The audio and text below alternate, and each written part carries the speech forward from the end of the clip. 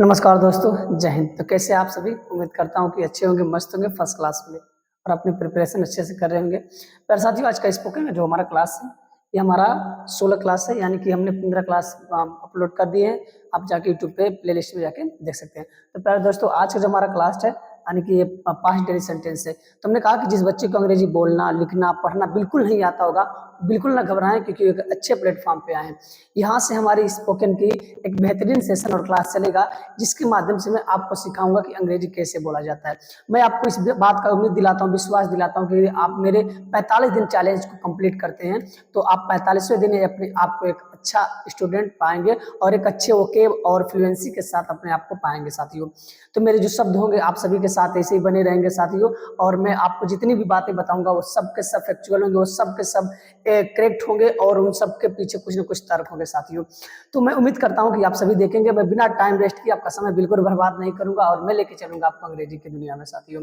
If you don't know how to speak English, then join us and we are going to tell you and we are going to teach you something tips by which you can learn about English. So we are starting from beginnings, and these are called this is called past daily sentence. In this sentence we will find that how to communicate and how to talk to the other persons in past tense, यानी past में किस तरीके से बात करते हैं, सभी चीजों के बारे में हम लोग इस यहाँ पे जानेंगे साथियों। तो घबराए बिल्कुल भी नहीं, ये पास्ट डेली सेंटेंस का है, तो आप बने रहिएगा अंत तक मेरे दोस्तों। ये आपका जो क्लास है मेरे साथियों, बहुत ही बेहतरीन सेशन होने वाला है और आप इससे जरूर सीखेंगे साथियों। घबराइए बिल्कुल भी नहीं, मैं आपको बहुत ही आसान भाषा में सिखाने का प्रयास करूंगा और सिखाऊंगा भी साथियों। चलिए हम बिना टाइम वेस्ट कर आप लोग चलते हैं मेरे साथियों। मैं आपको बता दूं कि मैं बात कर रहा हूँ इंग्लिश के बारे में, कि ये जो इंग्लिश का बवंडर है आप सभी के मन में कि हम अंग्रेजी बोल नहीं पाते हैं, स्पोकन यानी कि स्पोकन का जो क्लास है, अंग्रेजी बोल नहीं पाते हैं, लिख नहीं पाते हैं। बिल्कुल आप घबराइए नहीं, आप भूल जाइए जो भी चीजें आप पीछे पढ़े थे या नहीं पढ़े थे कि मुझे नहीं आता, ये तमाम तरीके के दिमाग में से अवधारणा निकाल ही दीजिए। अंग्रेजी एक लैंग्वेज, ऑफिशियल लैंग्वेज है, ये कहीं पर भी सीखी जाती है साथियों, कहीं भी आप कहीं भी सीख सकते हैं इसको। बट आपके अंदर एक चीज होना चाहिए, वो जज्बा और जुनून, और यही जज्बा और जुनून बनाने के लिए मैं आपके साथ जुड़ रहा हूं साथियों। चलिए स्पोकन की बात मैं करूं तो मैंने कहा कि स्पोकन में आज हमारा जो सेंटेंस में साथियों वो पास्ट है। पास्ट हम लोग इसको बोलेंगे डेली क्या चीज, सेंटेंस। पास्ट डेली सेंटेंस की बात अगर मैं बोलूं तो साथियों कि पास्ट में किस तरीके से बात करते हैं, उसी चीजें के बारे में हम लोग चर्चा करेंगे साथियों।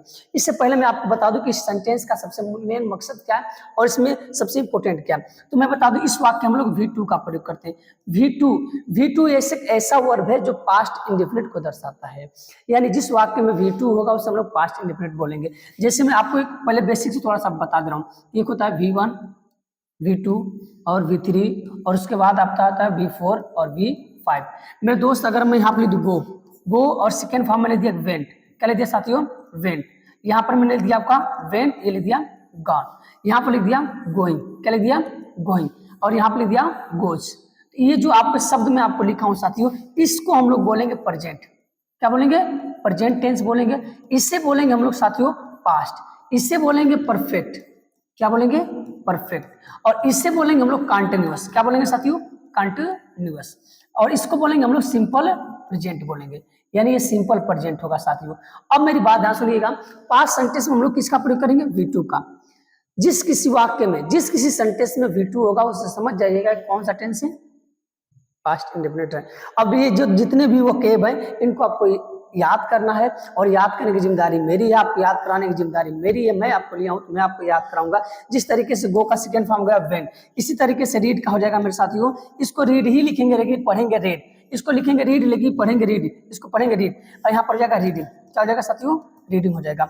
यहाँ पर हो जाएगा रीड्स, क्या हो जाएगा मेरे साथियों, रीड्स। अगर बात में कर दूं स्पीक का, स्पीक का सेकेंड फॉर्म मेरे साथियों जो हो जाएगा आपका स्पोक, क्या हो जाएगा, स्पोक हो जाएगा, यानी हो जाएगा आपका स्पोक, ठीक है। और इसका थर्ड फॉर्म हो जाएगा स्पोकन, क्या हो जाएगा स्पोकन, और फिफ्थ फॉर्म हो जाएगा आपका, फोर्थ फॉर्म हो जाएगा स्पीकिंग, और आपका फिफ्थ फॉर्म हो जाएगा स्पीक्स, क्या हो जाएगा मेरे साथियों स्पीक्स।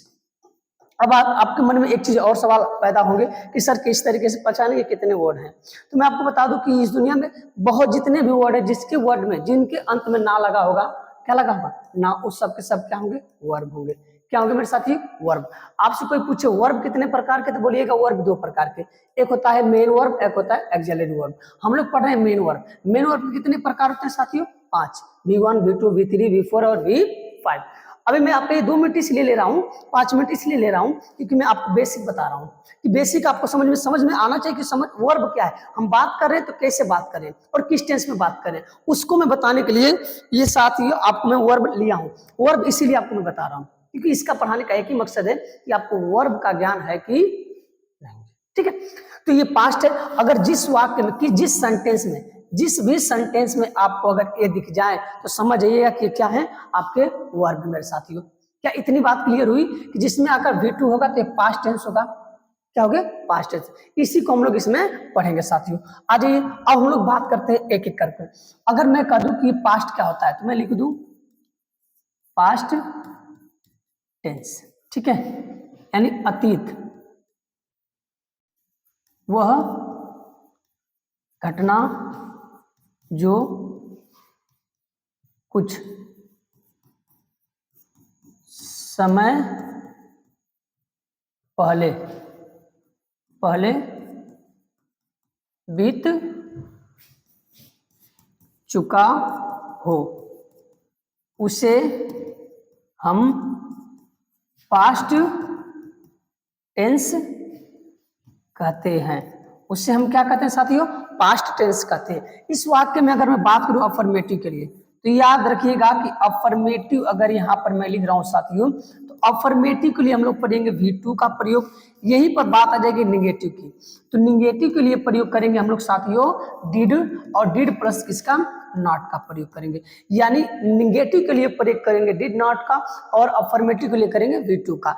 यानी अगर आप डिड है तो समझ जाइएगा कौन सा टेंस है, पास्ट इंडेफिनिट है। अगर V है V2 है तो पास्ट इंडेफिनिट है। ये दो चीजें आपके अंदर होनी चाहिए और आपको इसका ज्ञान होना चाहिए। उसके बाद मैं आपको बता रहा हूं कि क्या इसका मेन पॉइंट है। ठीक है, तो इसका मेन पॉइंट क्या है इसको पढ़ते क्यों, तो जो पास्ट में घटना बीती होती है उसी को बताने के लिए हम लोग पास्ट का जिक्र करते हैं। जैसे तुम कहाँ गए थे, क्या कर रहे थे, कैसे थे, क्या पढ़ रहे थे, या क्या किए, कहाँ थे, क्यों थे, ये जितने भी वर्ड हैं these are called past indefinite tense. ठीक है, जिस वाक्य के अंत में था थी थे आएगा उसे हम लोग पास्ट इंडेफिनिट टेंस बोलेंगे साथियों। तो इसकी पहचान भी आप लिखना चाहोगे तो बिल्कुल बेहतरीन से आप लिख सकते हो इसकी पहचान क्या साथियों।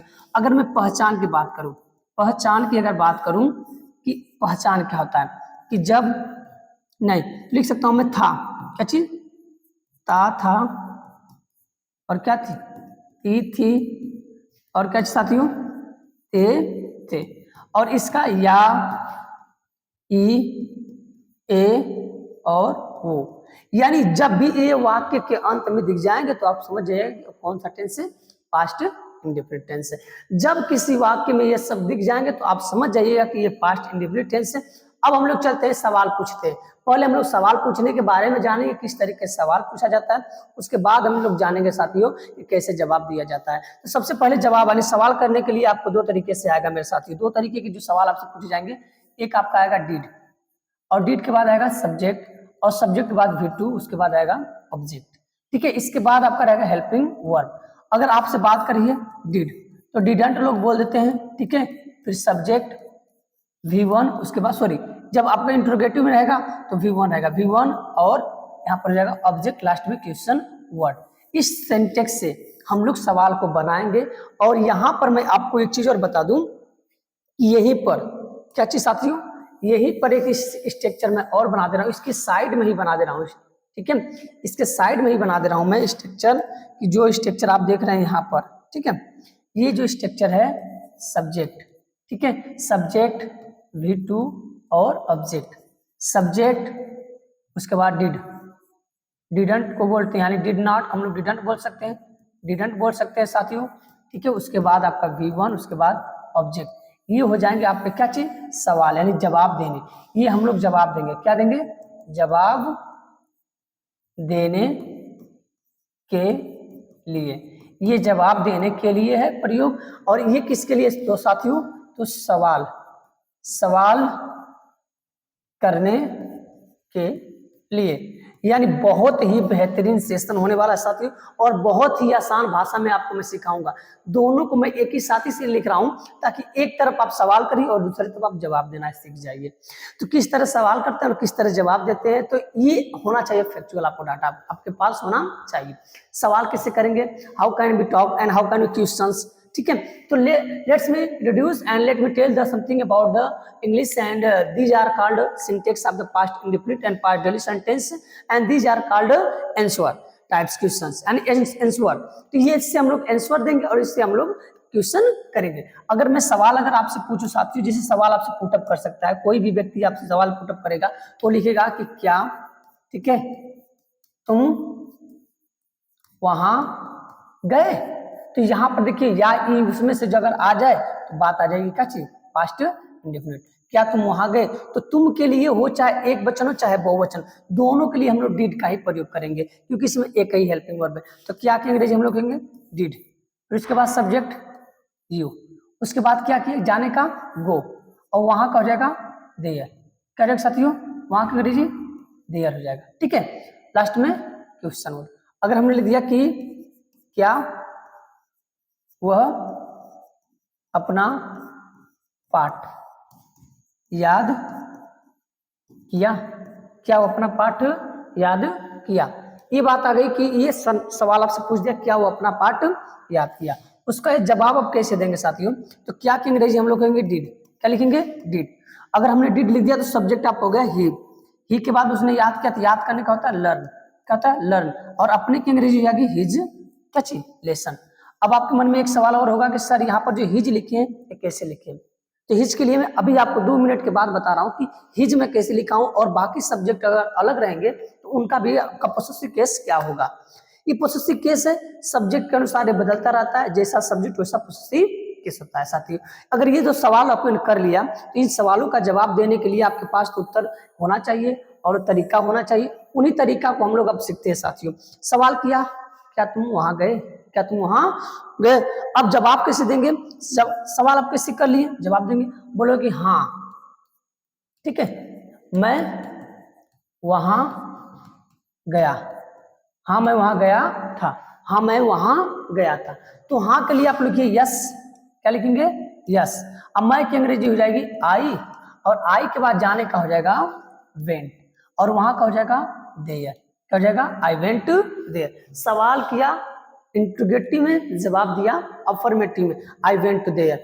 अगर इसी को सवाल किया था कि क्या वो अपना पाठ याद किया, तो आप लिखिए वह अपना पाठ याद नहीं किया था, वो अपना पाठ याद नहीं किया था। तो वह के लिए ही का प्रयोग करेंगे, और ही के साथ ऊपर लिखिए डिड है, डिडंट भी बोल सकते हैं साथियों, ही डिडंट लर्न, ठीक है। अपना पाठ के लिए तो हिज क्या चीज लेसन, हिज लेसन। सवाल ये है कि जब अफर्मेटिव में रहेगा तो हम लोग V1 का प्रयोग करेंगे, जैसे ही निगेटिव हो जाएगा तो V1 का, यानी कि अफर्मेटिव के लिए V2 और निगेटिव के लिए V1, इंट्रोगेटिव के लिए भी V1 का प्रयोग करेंगे। ये इसका मेन जो की है, ठीक है। तो ये सवाल जवाब हो गए। अब कोई भी सवाल आपसे करेगा, जैसा सवाल करेगा वैसा जवाब देंगे साथियों। अगर आपसे मैं थोड़ा सा हिंदी में ना लिखिए, मैं इंग्लिश में लिखने का प्रयास करिए। अगर मैंने कहा डिड, ठीक है, you did you speak, did you speak क्या चीज English, did you speak English, तो जवाब क्या दोगे yes, yes, yes I spoke, I spoke और क्या चीज English, yes I spoke English. यानी जैसा सवाल वैसा जवाब। Did you eat food? Yes, I ate food. Did you read English? Yes, I read English. Did you go to market? Yes, I went to market. Did you not? अच्छा, I don't. अच्छा, didn't you read English? No, I didn't read English. तो I hope कि आपको ये चीज समझ में आ रही होंगी, और जितना भी मैं कॉन्सेप्ट बता रहा हूँ क्लियर होता जा रहा होगा साथियों। ये जो आपको मैं डाटा बता रहा हूँ ये बहुत ही इंपॉर्टेंट है साथियों, आप बिल्कुल ना घबराइएगा और इसको पूरे पढ़ने का प्रयास करिएगा। अब आपको थोड़ा सा मैं और सवाल बता दे रहा हूँ, ठीक है। सवाल कैसे पूछ सकता है, अगर मैं बोल दूं डिड यू, ठीक है, did you help the poor, क्या तुमने गरीबों की मदद की? तो जवाब में आप कह दोगे यस। क्या जवाब दोगे? यस आई हेल्प्ड द क्या चीज? पुअर। लास्ट में क्वेश्चन वर्ड का प्रयोग नहीं करेंगे, फुल स्टॉप का। अगर हमने कह दिया कि डिड यू, ठीक है, it food, did you it food, तो आप जवाब दोगे हाँ मैं खाना खाया, तो बोलोगे यस आई एट, और क्या चीज? फूड, आई एट फूड। अब ये सवाल क्या है कि यहाँ पर जो वर्ब है फर्स्ट है और यही पर वर्ब हो जा रही है सेकेंड। सवाल करोगे तो वर्ब फर्स्ट फॉर्म में और जवाब दोगे तो वर्ब सेकेंड फॉर्म में। अगर यही आपके निगेटिव रहेंगे तो निगेटिव में आप जानते ही हो कि निगेटिव में क्या हो जाएगा साथियों? फर्स्ट फॉर्म हो जाएगा। अगर मैंने कह दिया कि डिड यू, ठीक है, अगर नॉट यहाँ लगाना चाहोगे तब भी सही है, यहाँ पर लगाना चाहते हैं तो ये आपका ये हो सकता है डिडंट यू, ठीक है, didn't you go to market to by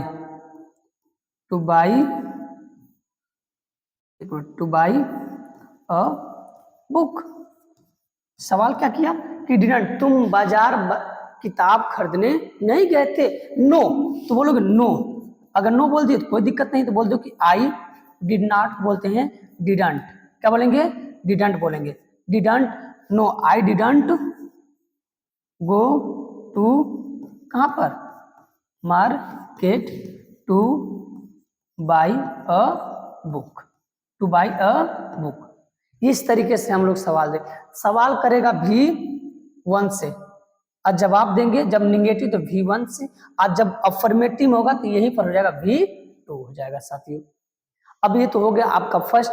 इसमें आपका एक और जो सवाल पूछेगा साथियों, वो सवाल किस तरीके से पूछेगा उसको भी देख लीजिए। सवाल कर देगा क्वेश्चन वर्ड। अब ये क्वेश्चन वर्ड क्या है साथियों? ये हो जाएगा आपका डिड, फिर उसके बाद सब्जेक्ट, उसके बाद V1, उसके बाद ऑब्जेक्ट, लास्ट में क्वेश्चन वर्ड हो जाएगा। अगर यही पर मैं लिख दूं क्वेश्चन वर्ड और हो जाएगा आपका डिडंट, जाएगा didn't subject V1 object, last में क्वेश्चन वर्ड। ये तो हो गए आपका इंट्रोगेटिव के सेकेंड टाइप के जो आपका सवाल करेगा, यानी इससे सवाल आपका क्यों से करेगा। आप डिटेल में जवाब देंगे। कैसे देंगे जवाब मेरे साथियों? डिटेल में देंगे। और डिटेल में जवाब कैसे करेंगे? हमने कह दिया कि क्या तुमने खाना खाया? हाँ मैंने खाना खाया। अब बोलेंगे वाई, तो वाई का हो जाएगा क्यों। अगर मैं देखिए वह क्यों, ठीक है, खाना नहीं खाया था, वह खाना क्यों नहीं खाया था। तो याद रखिएगा कि जब इसमें क्वेश्चन वर्ड होंगे तो उन्हीं क्वेश्चन वर्ड को पहले लिखना है। तो आपको मैं पहले ही बता चुका था 14 क्वेश्चन वर्ड है, उसको उठा लो। वाई करेंगे, क्यों की अंग्रेजी वाई। उसके बाद किसका प्रयोग करेंगे? डिड का।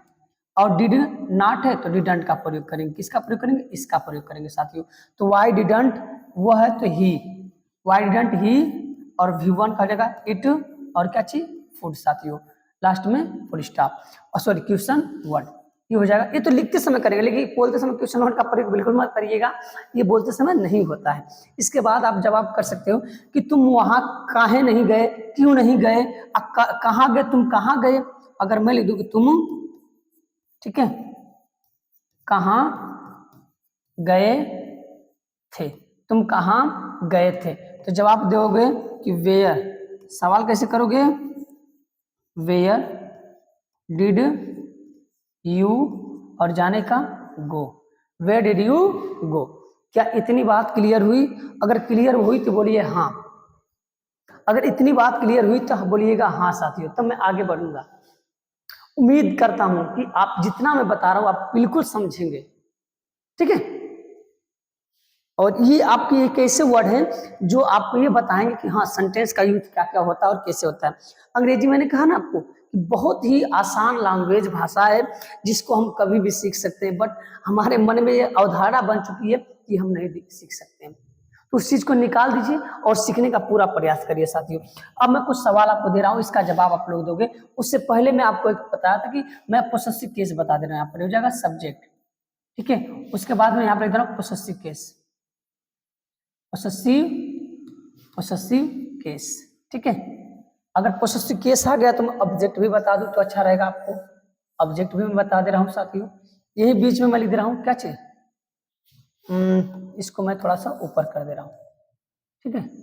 अब यहीं पे मैं लिख दे रहा हूँ ऑब्जेक्ट, क्या लिख दे रहा हूँ ऑब्जेक्ट। ये हो जाएगा आपका ऑब्जेक्टिव केस भी कर सकते हो, इसको हम लोग सब्जेक्टिव भी कर सकते हैं, सब्जेक्टिव केस। अब देखिए क्या रहेगा इसमें, क्या है, अगर मैं दूं आई और लिख दिया वी और लिख दिया you, he, she, it, Ram और दे, यही आपके होते हैं सब्जेक्ट। अगर बात करूं इनके ऑब्जेक्ट का, तो इसका जो ऑब्जेक्ट हो जाएगा मी, ठीक है। अब इसका पोसेसिव केस क्या हो जाएगा, माई, और हो जाएगा माइंड, क्या हो जाएगा माइंड हो जाएगा। इसके बाद होता है वी, वी का होता है अस, इसका पोसेसिव केस हो जाएगा आवर और आवर्स हो जाएगा, आवर या आवर्स हो जाएगा साथियों। इसके बाद यू का, तो यू का होता है यू और यू का होता है यूर, क्या होता है यूर और यूर्स, कहीं कहीं यूर्स भी आप बोलते हो, ठीक है। अब आ जाइए ही का हो जाएगा हिम, अब पोसेसिव केस क्या हो जाएगा हिज, ठीक है। उसी के बाद सी, सी का हो जाएगा हर, पोसेसिव केस क्या हो जाएगा हर, ठीक है। उसके बाद हर्ष भी होता है, क्या हो जाएगा हर्ष भी हो जाएगा। आपको पता है इट का इट, इसका हो जाएगा इट्स, हो जाएगा इट्स। इसके बाद राम का, राम का हो जाएगा ही, ऑब्जेक्ट पोसेसिव हो जाएगा हिज, हो जाएगा हिज। दे का हो जाएगा साथियों, दे का देम, पोसेसिव हो जाएगा दियर, क्या हो जाएगा दियर, और दियर्स भी होता है, क्या होता है दियर्स भी होता है। ये हो गए इसके पोसेसिव केस और ऑब्जेक्ट, इनको याद कर लेना है। अब सब्जेक्ट के अनुसार इनका क्या होगा यूज होगा साथियों, जैसा सब्जेक्ट वैसा पोसेसिव केस और ऑब्जेक्ट हो जाएगा साथियों। और ये आपके लिए बहुत ही बेहतरीन है कि कैसे आपको याद करना है साथियों। ये है पोसेसिव सब्जेक्ट, और इसमें अगर मैं बात करूं कि इसमें और क्या मिल सकता है, तो याद कर लीजिए कि इन्हें हम लोग बोलते हैं फर्स्ट पर्सन, क्या बोलते हैं फर्स्ट पर्सन बोलते हैं, ठीक है। सिर्फ यू को बोलते हैं सेकेंड पर्सन, क्या होता है सेकेंड पर्सन। ये बाकी जितने भी हैं मेरे साथियों इनको बोलते हैं थर्ड पर्सन, क्या होते हैं थर्ड पर्सन होते हैं।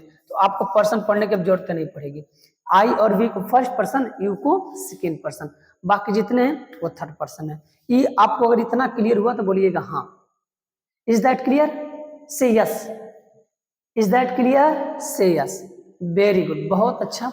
आ जाइए, चलिए और इसके बाद हम लोग चलते हैं आगे की कहानी शुरू करते हैं। आगे कहानी क्या है, मैं आपको कुछ सवाल दे रहा हूं, उसका आप लोग कमेंट बॉक्स में जरूर आंसर दीजिएगा।